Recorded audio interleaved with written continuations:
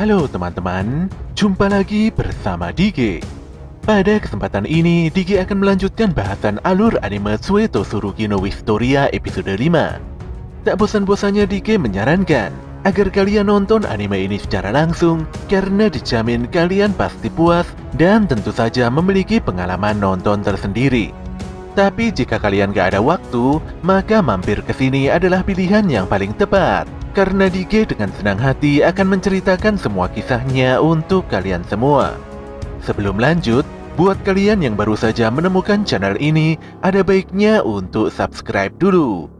Jangan lupa juga untuk menyalakan notifikasinya, agar kami semakin semangat untuk menghadirkan konten-konten terbaik buat kalian. Oke, langsung saja, persiapkan diri kalian and enjoy!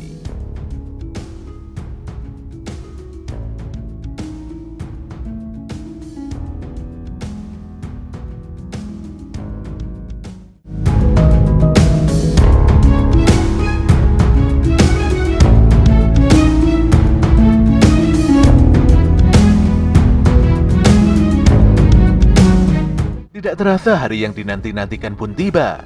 Bertempat di Stadion Urbus Regarden yang tepatnya di dalam ruang tunggu peserta, Will dan Cole terlihat mempersiapkan diri dalam gelaran Festival Sihir Agung. Sementara itu di podium VIP, Bukaldron meresmikan pembukaan turnamen sihir yang begitu spesial ini. Suasana pun begitu riuh disertai dengan indahnya letupan kembang api sihir di langit. Di suatu sudut lokasi, para pencari talenta dari fraksi api benar-benar akan menganalisa setiap kegiatan festival.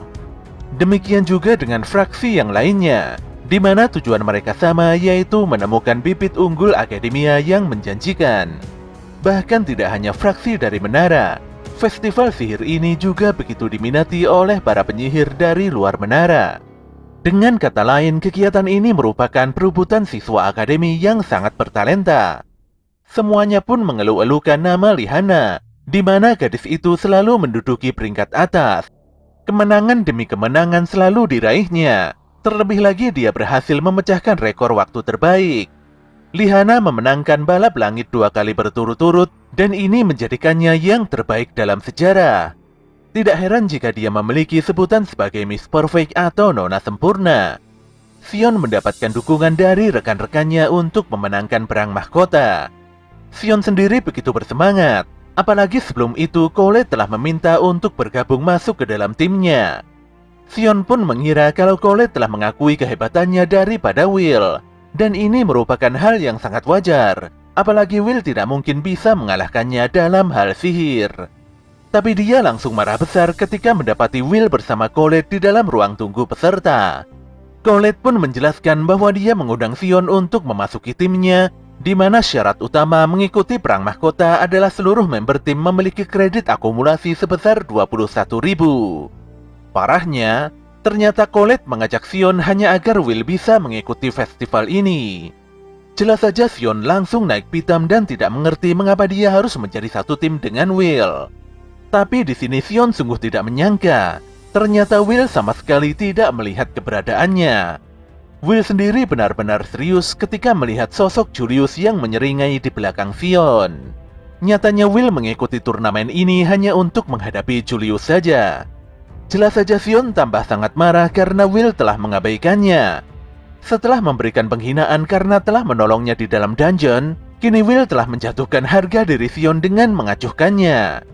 Kembali di stadion, di mana seorang komentator yang bernama Mike Mayus akan memimpin jalannya acara.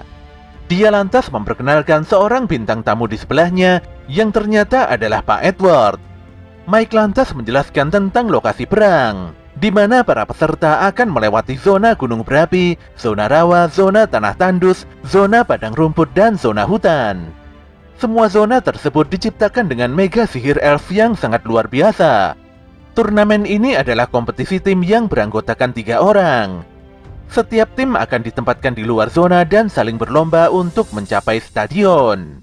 Untuk memenangkan turnamen ini, setiap tim harus berusaha mendapatkan mahkota yang ada di tengah stadion ini. Tentu saja banyak sekali rintangan dan juga perangkap yang telah disiapkan pada setiap zona. Setiap tim diperbolehkan melewati rute tercepat. Menghalangi tim lain juga diperbolehkan. Dengan kata lain, ini adalah kompetisi saling menyingkirkan antar tim atau Battle Royale. Pak Edward pun menambahkan bahwa setiap tim harus memaksimalkan kerjasama untuk mengatasi hal yang tidak terduga.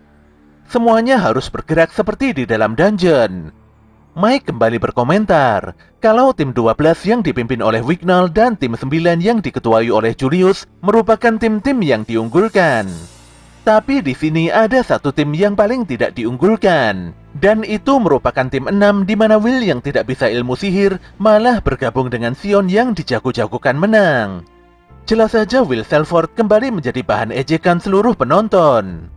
Pak Warner pun tidak menyangka kalau Will nekat mengikuti festival sihir. Padahal sebelumnya dia sudah meminta Will untuk tidak mengikuti kegiatan tersebut. Tapi Will telah bertekad untuk memenangkan kompetisi ini.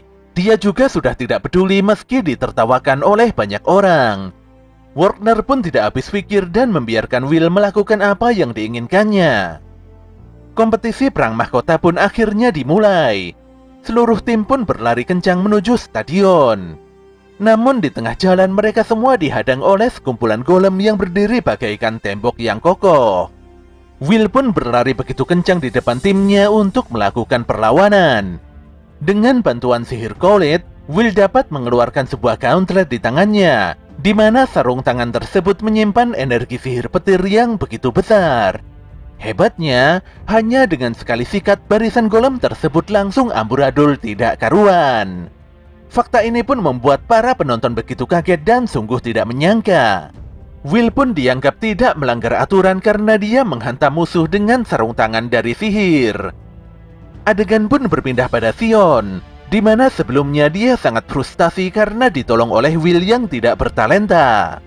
Oleh karena itulah Sion memaksakan diri berlatih mati-matian agar bisa menjadi sedikit lebih kuat. Namun dia semakin kesal karena Will berani mengabaikannya. Kembali pada tim 6 yang mulai memasuki zona tanah tandus. Ketika serbuan sihir batu datang menyerang, Will segera menghentakkan pukulannya ke tanah hingga memunculkan barrier tanah yang menghadang seluruh serangan musuh. Colette kembali merapalkan mantra dan melepaskan banyak sekali pedang di medan laga. Tanpa membuang waktu, Will segera mengambil pedang-pedang tersebut dan melemparkannya pada kotak sihir yang menghalanginya.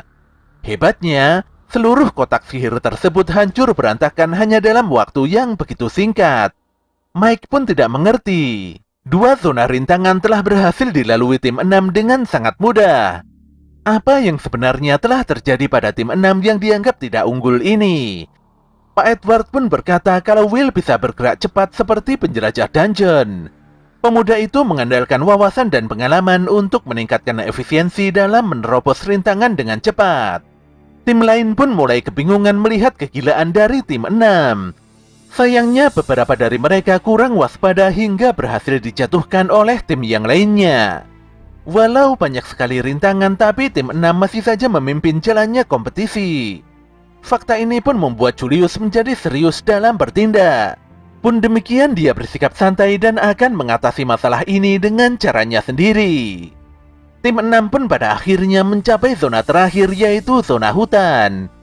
Saat Will berlari di tengah jalan, tanpa diduga muncul banyak sekali jebakan berantai yang menyerang dari berbagai arah. Tapi sebelum perangkap itu aktif, Will segera menebas seluruh jebakan hingga mengubah arah serangannya. Alhasil, jebakan itu saling menembak dan menghancurkan diri masing-masing. Will dan timnya pun bisa bergerak bebas dan melanjutkan perjalanan. Berdasarkan aturan main perang mahkota, kemungkinan bentrok dengan tim lain akan meningkat di zona yang dekat dengan stadion. Oleh karena itulah zona hutan ini akan menjadi medan tempur yang sebenarnya. Will harus mendahului tim lain dan mencari titik penyergapan agar bisa menghadapi Julius di lokasi yang menguntungkan. Namun tanpa disangka, sebuah tembakan es tiba-tiba menerjang Will dengan begitu brutal. Untungnya serangan itu tidak kena, dan hanya merobek jubah Will saja. Jelas saja Will dan Colette begitu kaget setelah menyadari kalau serangan itu berasal dari Julius. Hal ini serasa sangat mustahil, apalagi tim 6 sudah yakin kalau mereka tidak mungkin kalah dari peserta lainnya. Selain itu Julius hanya sendirian tanpa dikawal oleh dua rekannya. Julius pun melepaskan banyak sekali proyektil es hingga membuat Will sangat kerepotan. Will sendiri tidak ada pilihan selain melawan Julius di tempat ini. Namun seluruh sihir es Julius seketika meleleh begitu saja karena Sion nampak meledakkan kekuatan apinya. Pemuda itu merapalkan mantra yang panjang, dan setelahnya melemparkan serangan api super besar pada Will dan Julius. Menyadari ada yang tidak beres, Colette pun segera membuat barikade tanah untuk melindungi Will. Walau ledakan sihir Sion sangat luar biasa, untungnya Will masih selamat dan bertahan berkat bantuan Colette.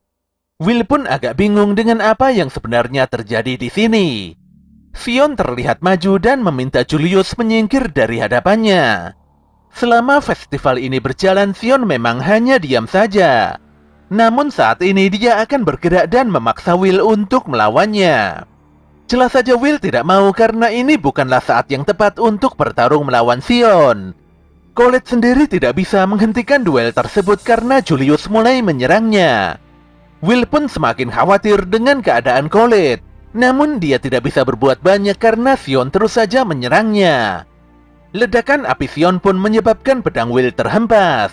Tapi Will kembali meminta Sion berhenti karena bertarung antar member adalah pilihan terburuk.